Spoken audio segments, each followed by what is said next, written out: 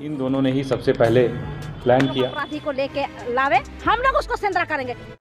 नमस्कार, आप देख रहे हैं जेके न्यूज और आज हम बात करने वाले हैं सुभाष मुंडा हत्याकांड के बारे में। आपको बता दें कि दलाल चौक स्थित कार्यालय में सुभाष मुंडा की हत्या कर दी गई थी। तो इसके पीछे क्या विवाद रहा था, क्यों हत्या की गई और हत्या करने वाले कौन से थे और कहां से शूटर आए थे, इस हम पूरी खबर को हम आपको बताने वाले हैं। तो पूरी खबर जानने के लिए देखिए हमारी ये खास रिपोर्ट। माकपा नेता सुभाष मुंडा की हत्या खुलासा रांची पुलिस ने कर दिया है। हत्या की साजिश जमीन कारोबारी छोटू खलको ने रची। उसने रातू के हुर्री निवासी और हत्या कुख्यात शूटर बबलू पासवान को सुभाष मुंडा की हत्या के लिए 15 लाख रुपए सुपारी दी थी।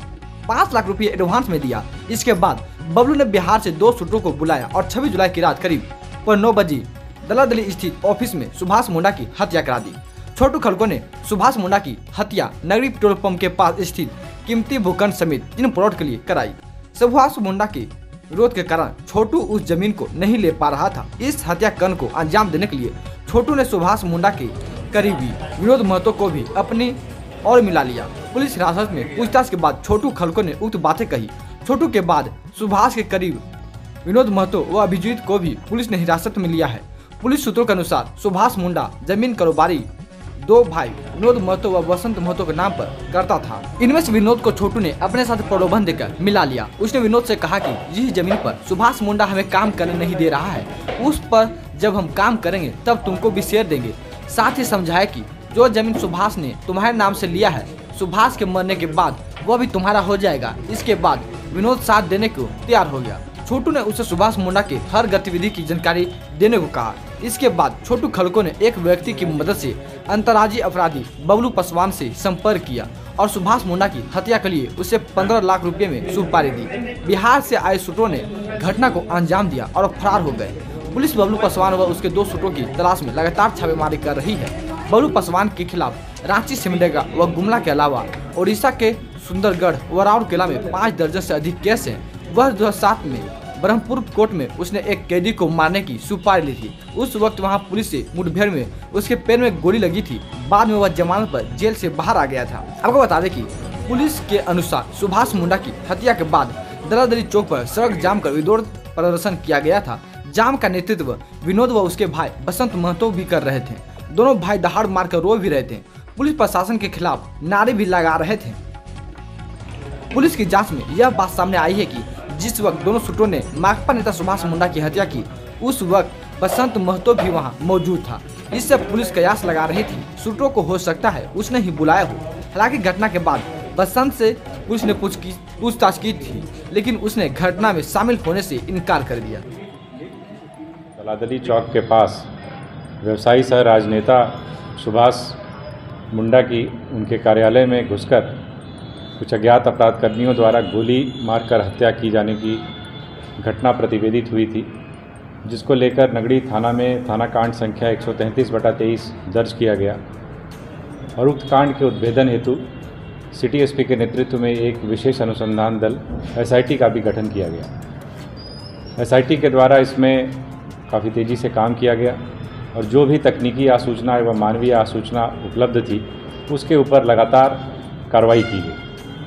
कार्रवाई के दौरान अनुसंधान के अंतर्गत यह बात सामने आई कि सुभाष मुंडा जो मुख्य तौर पर ज़मीन के कारोबारी थे, ज़मीन के कारोबार से संबद्ध थे, उनका नगड़ी थाना अंतर्गत ही दलादली मौजा में 119 डेसिमल के एक भूखंड के स्वामित्व को लेकर वहीं के एक और ज़मीन कारोबारी छोटू खलको उर्फ छोटू उरांव के साथ विवाद पिछले कुछ समय से चला आ रहा था। इस 119 डेसिमल के अलावा एक और ज़मीन थी जो लगभग 90 डेसिमल का एक प्लॉट था, उसको लेकर के भी छोटू खलको के द्वारा एक एग्रीमेंट किया गया था, जिसको लेकर मृतक के साथ विवाद चला आ रहा। ये 2 ज़मीन स्पष्ट तौर पर अभी तक ये भूखंड सामने आए हैं जिसको लेकर विवाद की स्थिति थी।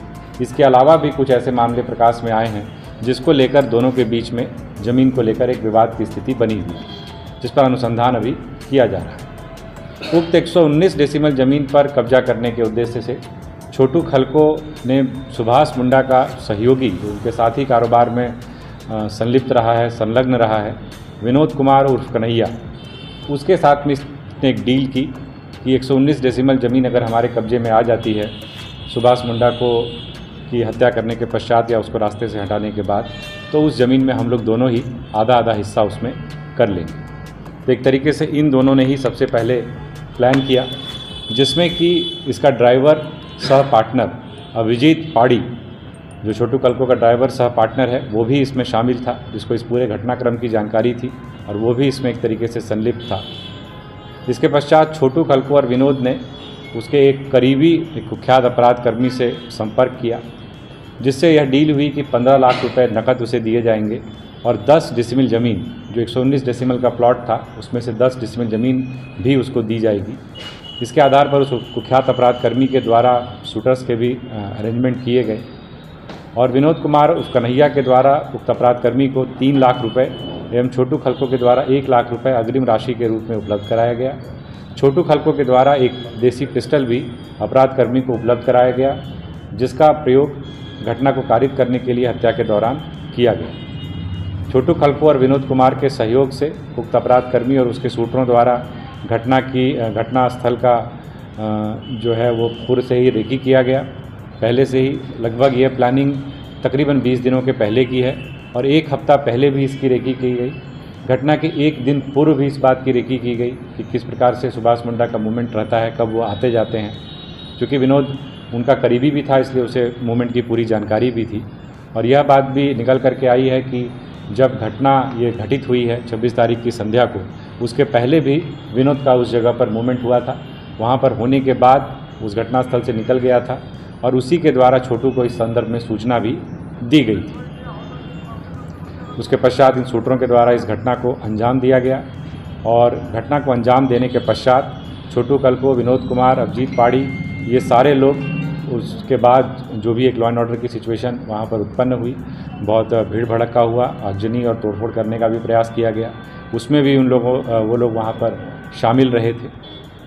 इसके पश्चात जब ये पूरे कांड का उद्भेदन हुआ तो पुलिस के द्वारा छापामारी की गई और छापामारी के दौरान छोटू खलको और इसमें जो अन्य इसके जो 2 सहयोगी हैं, इन तीनों को उपलब्ध हथियारों के साथ जो है नया सराय नगड़ी रोड से गिरफ्तार किया गया है, जिसमें कि जो हम लोगों के पास बरामदगी है वो एक जो हत्या में प्रयुक्त 7.65 mm का एक लोडेड देसी पिस्टल है वो बरामद हुआ है। एक .22 का लोडेड रिवॉल्वर भी मिला है। एक काला रंग का पंप एक्शन शॉटगन भी मिला है और एक काला रंग का टेलीस्कोपिक लोडेड स्पोर्टिंग राइफल भी वहाँ से बरामद हुई। इसके अलावा 4 मोबाइल फ़ोन भी बरामद हुए हैं और जिस गाड़ी से ये लोग भागने के फिराक में थे वो गाड़ी भी एक टोयोटा फॉर्च्यूनर गाड़ी है, वो गाड़ी भी इनके पास से बरामद हुई है। तो इस प्रकार से इस पूरे कांड का खुलासा किया गया है। कुछ लोगों की गिरफ्तारी अभी शेष है, जैसा मैंने बताया। उनके लिए पुलिस लगातार विभिन्न स्थानों पर छापेमारी कर रही है और उम्मीद है कि बहुत जल्द उनकी भी गिरफ्तारी सुनिश्चित की जाएगी। इस संदर्भ में जैसा मैंने पहले बताया कि उस संदर्भ में पुलिस को के पास महत्वपूर्ण जानकारी उपलब्ध है और लगातार छापेमारी की जा रही है। अगर आपको हमारा वीडियो पसंद आया हो तो इसे लाइक और शेयर जरूर करें और हाँ, हमें सब्सक्राइब और फॉलो करना ना भूलें